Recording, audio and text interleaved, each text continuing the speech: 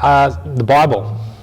It's like having a whole bookcase of books with stories and poems and laws and letters and history all rolled into the one book. It's one of, if not the highest selling book each year at over 100 million copies. It was pieced together by 35 different authors, all sharing the messages and truths of God and his son, Jesus Christ. But can we really trust it?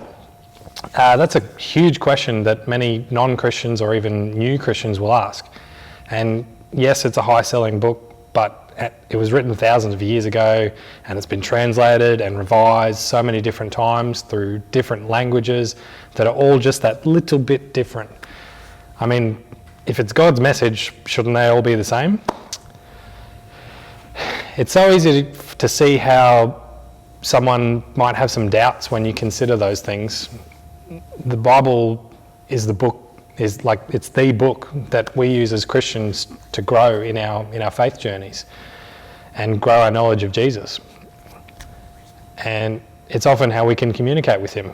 So if you're looking at the Bible and you're having some doubts or you're struggling to trust it, then it's going to make it really difficult for you to grow as a Christian. So we're going to spend some time exploring that today and to see whether you can really trust it. J. Warner Wallace is a retired cold case homicide detective in the US, and he's the author of the book Cold Case Christianity. And see, he spent some time, he spent most of his life as a devout atheist until one day he decided to have a look at the Bible through the eyes of a detective. That was his skill set. To try and make some sense out of it, he employed many of the techniques that he'd learnt and developed over many years of solving cold case homicides to try and determine whether or not the Bible was actually truth and whether Jesus actually existed. After working his way through all the evidence, comparing the accounts of the Gospels, comparing them to other historical documents from the same period, he was able to determine for himself that Jesus did in fact exist and that the Bible can be trusted. All right, well, I guess we're done here. We can, in fact, trust the Bible. No, I'm just kidding. But I'd like to share a little bit more from Detective Wallace and explore in a little bit more detail how he got to that point and how it might help you to make your own decision about the Bible. We might focus particularly on the Gospels in the New Testament, but this can be applied across the whole Bible. He breaks it down into a handful of key points. And the first one of those is that the books in the Bible were written early enough or close enough to the actual events to say that the authors were actually there. It may have been 30 years or more later than it was written, and to a skeptic that's a bit of a problem. If it's real, why didn't they just write it down at the time? And that's a good point, but think back through your own life. I can't imagine that you were running around everywhere with a pen and paper writing everything that happened down as it happened. It would have taken away from actually enjoying life as it happened.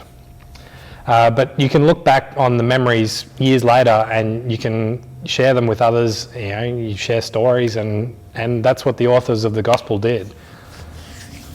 We see that at the very beginning of Luke's Gospel, chapter 1, verses 1 to 4.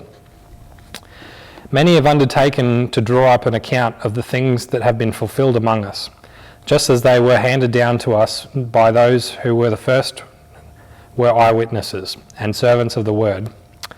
With this in mind, since I myself have carefully investigated everything from the beginning, I too decided to write an orderly account for you, so that you may know the certainty of the things that you've been taught.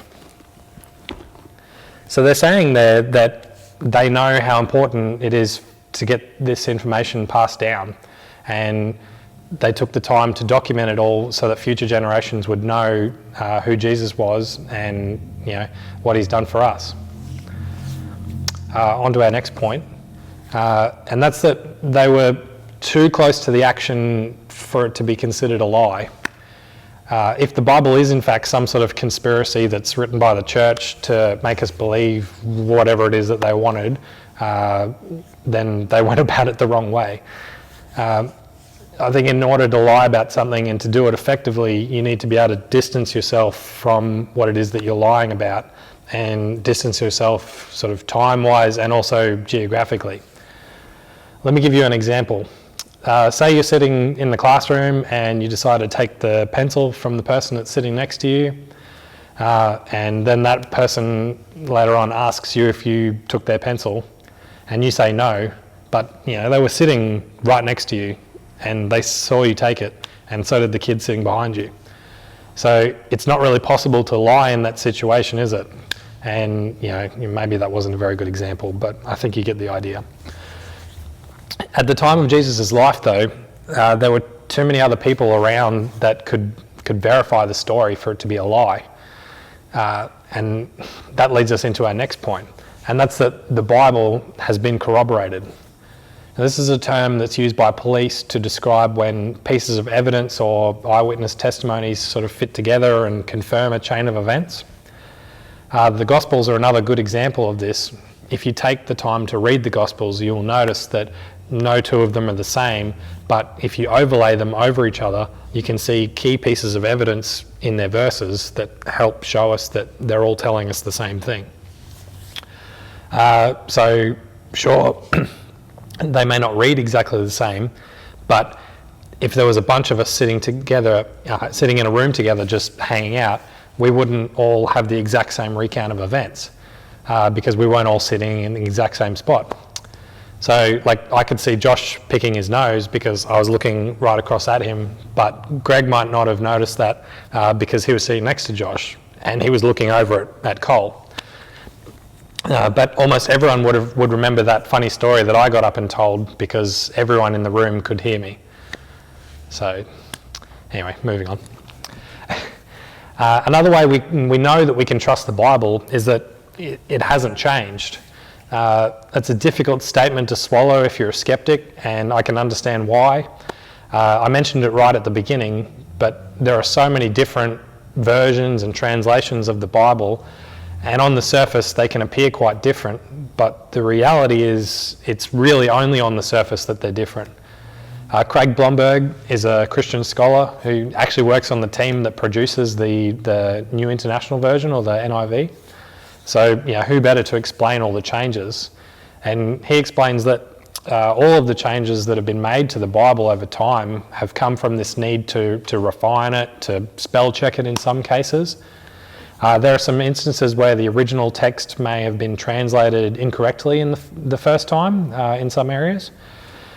So we can go back when we have more information about the sort of language, context, phrases and stuff that are used at the time, and make changes to better reflect what the original authors were trying to say when the text was originally written. A good example of this is in Thessalonians. An earlier translation of this book says that the people were horses among you, which sounds kind of silly, doesn't it? But what it's actually meant to say is that the people were gentle among you. And I think we'd all agree that that makes a lot more sense. That's all the scholars are trying to do as they continue to examine old manuscripts. They're just trying to make it easier for us to understand. They're not out to change the message, just make it easier for us to understand. The next thing I want to touch on quickly is the chain of custody. This is another police term that Detective Wallace uses, and what we're referring to is the documented flow of evidence through a number of people. See, Jesus lived on this earth, and during that time he had a number of followers. John was one of those followers. He was there with Jesus as he performed miracles, preached to thousands of people, and then got crucified and then rose again. John went on to have 3 students who he shared his experiences of Jesus with. They wrote it all down, and then those students wrote letters to other people about what they'd heard from John. And those letters have been passed down over time, and many more people have written about them. And from that chain we can test the truth of the story. And as Detective Wallace discovered in his many years of research, the stories stayed the same all through the chain. There were many opportunities for the authors to make changes if they wanted to, and there could have well been a lot more unicorns in the Gospels, for instance, but they didn't. The authors knew the significance of the message that they were sharing and how important it was to keep to the original events, keep the truth of the original events. That brings us to the last little point that I want to make, and that's that the authors lacked any sort of bias, leaning too far one way or another to try and skew a person's opinion. There are 3 reasons for bias that Wallace talks about from his experience as a detective. There's financial greed, there's sexual or relational lust, and there's the pursuit of power. Look, if we look at some of the authors in the Bible, we can see that they don't really fall into any of these categories. Take Paul, for example. He went from being Saul, a Jewish man who spent the first part of his life persecuting Christians. That means like attacking them, abusing them, just hurting Christians for what they believed. He was standing over them like he thought that he was better than them, only to then be confronted by Jesus, becoming Paul and becoming a Christian himself. Now, Paul wrote many of the books in the New Testament, and if we dissect those to see if he had any bias in his words, I can't find any. In fact, he went the opposite way. So he was in a position of power when he was still Saul, and he chose to give it up. And he wrote his letters and books in the Bible because it was the right thing to do, and because he cared about the people hearing the truth about Jesus. He certainly wasn't doing it for fame or fortune or women. And then all of the apostles died as well because of what they believed, because they all refused to change their recounts of what they'd seen. They might have denied Jesus at the time, but on broader reflection, none of them sort of denied the truth of Jesus' life. So if that doesn't show you how important the words of the Bible are, I'm not sure what will. How many other authors would be willing to lay down their lives for something that they've written just to prove it's the truth?